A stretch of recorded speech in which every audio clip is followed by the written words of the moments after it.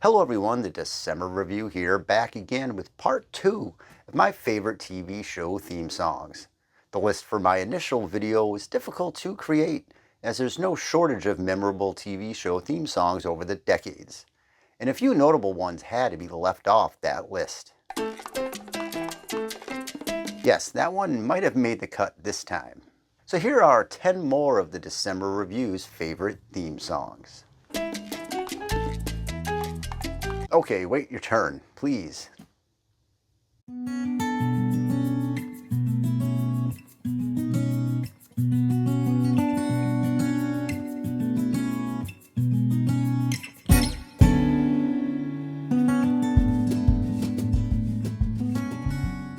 Number 10. In West Philadelphia, born and raised, on the playground is where I spend most of my days. Chilling out, maxing, relaxing, all cool and all, shooting some b-ball outside of the school. When a couple of guys who were up to no good started making trouble in my neighborhood. I got in one little fight and my mom got scared and said, "You're moving with your auntie and uncle in Bel-Air." Back in 1990, a new sitcom debuted that brought DJ Jazzy Jeff and the Fresh Prince to the world. The Fresh Prince of Bel-Air was a massive television success, and its theme song is a clinic on catchy hooks and beats. This thing slaps.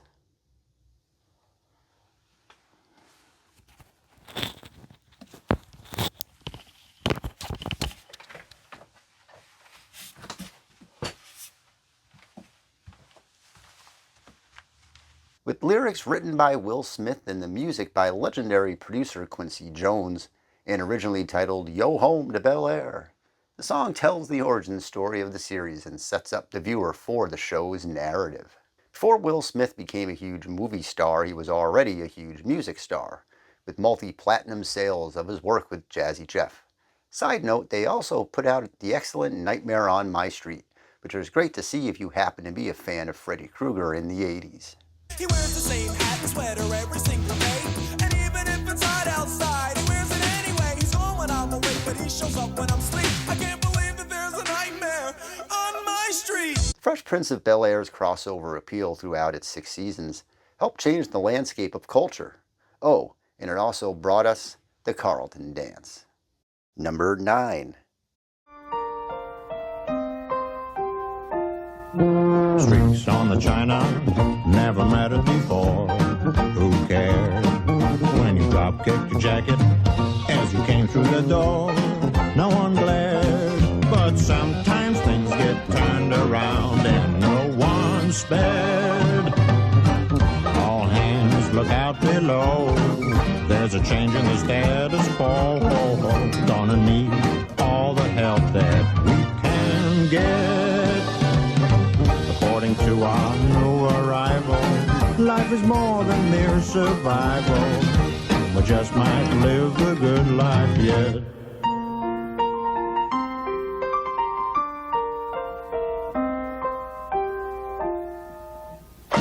Running for 6 seasons from 1985 to 89, Mr. Belvedere was a big ABC hit as it showcased Christopher Hewitt, a butler who kept a family in check. The series was adapted from the novel Belvedere, which also was turned into a feature film in 1948. For its sitcom version, its theme song was titled According to Our New Arrival, and was performed by Leon Redbone. It was co-written by Judy Hart-Angelo and Gary Portnoy.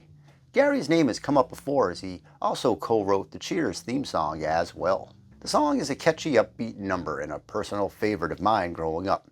So much so that I find myself humming its melody from time to time. The series featured legendary baseball announcer Bob Uecker, and it was a fun 80s time capsule. Number 8. There's no place like home. With your family around you, you're never alone. When you know that you're loved, you don't need to roam, 'cause there's no place like home. Times are changing every day. We won't get by with those same old ways. No, no. Pulling together, we'll make it right. With help from our friends, I know we can fly. Staying with the ultra catchy themes and coincidentally enough the same time period as Mr. Belvedere, Running for 5 seasons from 85 to 89, 227 lands the number 7 spot on today's list. The show's theme song sports some pretty big names behind it, as does the series itself. It was written by composer Ray Colcord, who was involved in a string of memorable TV shows including Silver Spoons, The Facts of Life, My Two Dads, and Boy Meets World, just to name a few. It was performed by Marla Gibbs, who starred in the series, and of course also worked on The Jeffersons as the memorable Florence Johnston. 227 was a huge hit for NBC, garnering multiple award nominations, including an Emmy Award for series co-star Jackée Harris, who was the show's breakout character. Number 7. WandaVision. We got something cooking and it's looking good. We got something cooking and knew we could. All great expectations lead to complications, but it's groovy and fun. It's me and it's you. Together 1 plus 1 is more than 2.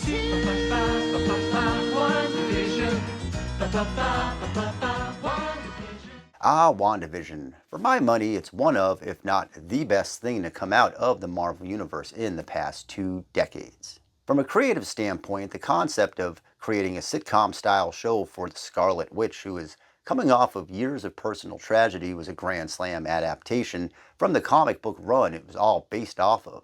For the show, most of the episodes had its own unique intro based off the time frame that episode happened to be in. The first pays homage to the 50s with its I Love Lucy and Dick Van Dyke style. As the show progressed, we get a variation of I Dream of Jeannie, The Brady Bunch, Family Ties, and Modern Family. But there was one theme song in particular that stood out among all of the standouts, which is pretty impressive in its own right. Quick spoiler here if you haven't seen WandaVision and are planning to, because this number 6 theme not only is the show's best, but also plays a pivotal role in the storyline, because it was Agatha all along.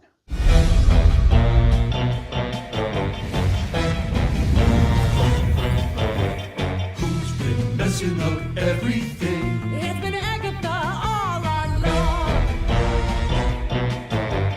Who's been pulling every evil string? It's been Agatha all along.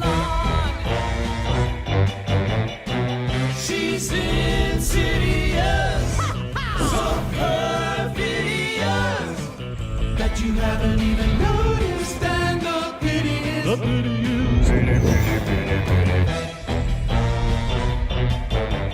it's too late to fix anything now that everything has gone wrong. Thanks to Agatha, naughty Agatha. It's been Agatha all along. And I killed Sparky, too.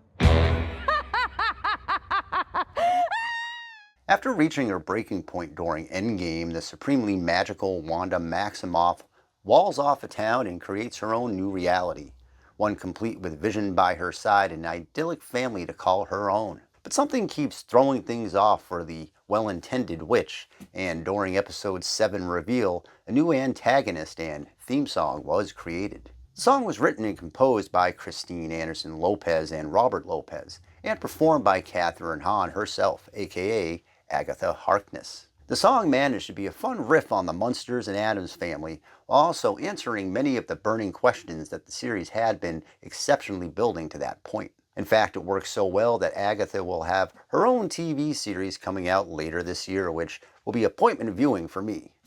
Hopefully we get another song that might make an appearance on a future list. Number 6. In the heat of the night, I've got trouble wall to wall. In the heat of the night, must be an ending to it all.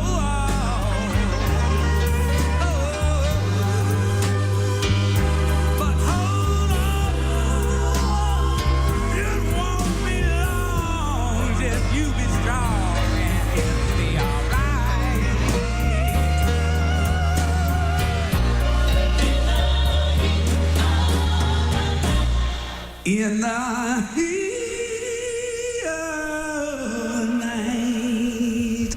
From 1988 to 93, In the Heat of the Night ran for 7 seasons and showcased not only the return to television of Carol O'Connor, aka Archie Bunker, but also featured an excellent theme song and fantastic cast. Based off of the 1965 novel and also a sequel to the first adaptation, the excellent 1967 film of the same name starring Sidney Poitier, In the Heat of the Night was a crime drama based in Mississippi. The series had a unique run, managing to air on 2 major networks, starting its first 5 seasons on NBC before switching over to CBS for the final 2, along with 4 separate made-for-TV films. The song was written by Marilyn and Alan Bergman, composed by Quincy Jones once again, and performed by Bill Champlin. It was originally sung by Ray Charles for the '67 film. The excellent series cast included Howard Rollins, Alan Autry, and Carl Weathers, and received multiple awards for its look at the small Mississippi town. Number 5.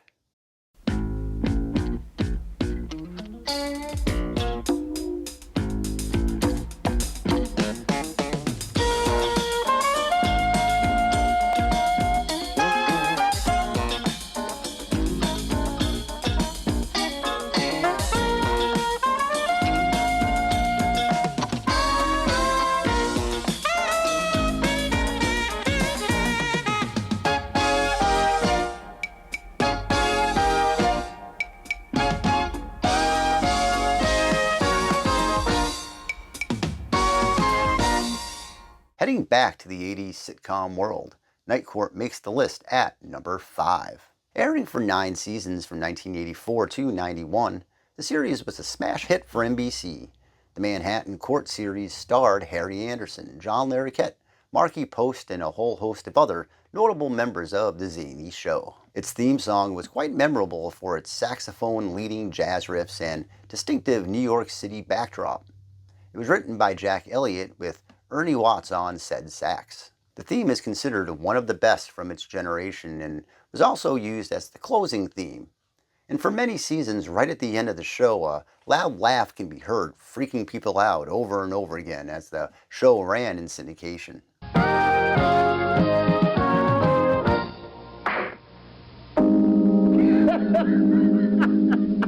There's plenty of speculation on who that laugh really was, and it turned out to be the series creator's father. The show was rebooted back in 2023 and is gearing up for its 3rd brand new season airing later this year. Number 4. Little boxes on the hillside, little boxes made of ticky-tacky, little boxes on the hillside, little boxes all the same. There's a green one and a pink one and a blue one and a yellow one, and they're all made out of ticky-tacky and they all look just the same. Smoking its way to number 4, it's Little Boxes from the hit series Weeds.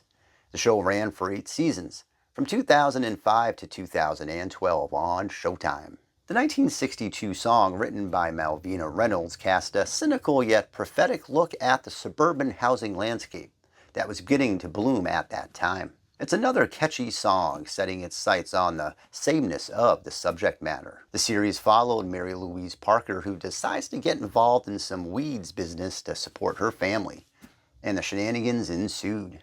The song was used for the first 3 seasons before disappearing and returning again for the final season, number 8.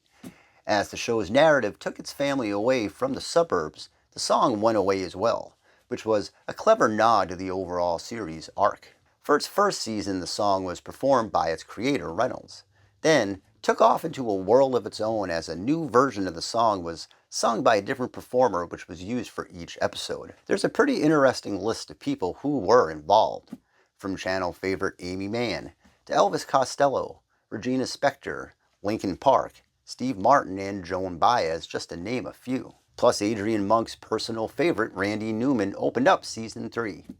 He wrote and performed the second Monk theme song, It's a Jungle Out There. Number 3. There's only one chord I need to play to introduce number 3 on this list. You don't owe me one more so fine. It isn't hard to leave knowing that I'll be getting life on track. I wanted to believe I've gotta make a destination. Find where I belong. This time I've got no hesitation. And I'll be moving on to where I belong. I'll be moving on over the line I've drawn. I'm already gone.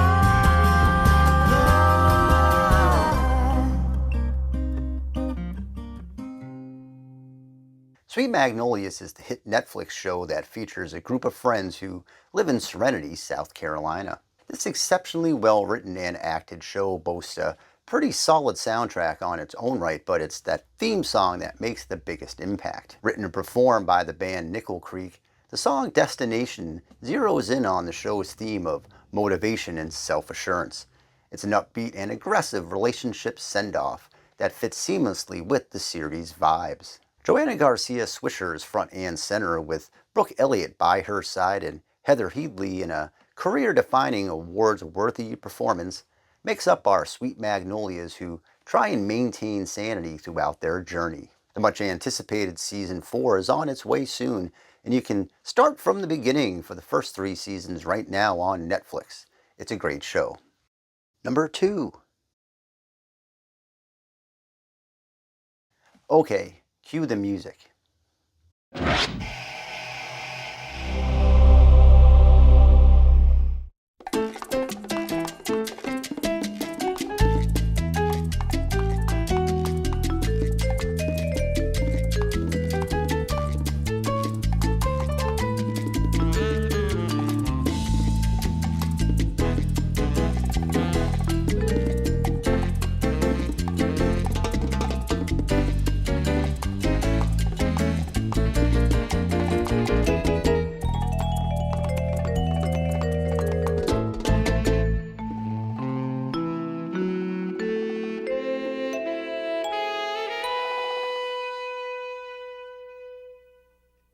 So you would think that a channel that has multiple videos discussing the ongoing world of Carrie Bradshaw, Miranda Hobbs, and Charlotte York, well, it might be able to find some room on its TV show theme song list for a theme it's only heard about a few thousand times. And yes, here at number 2 is the SATC salsa intro for the series. Running for 6 seasons from 1998 to 2004, spawning 2 feature films, and is currently finishing up filming its 3rd season of its rebooted story, and just like that, Sex and the City was a runaway smash hit for HBO and has an excellent theme song to go along with it. The music was written by Douglas J. Cuomo and performed by Groove Almada.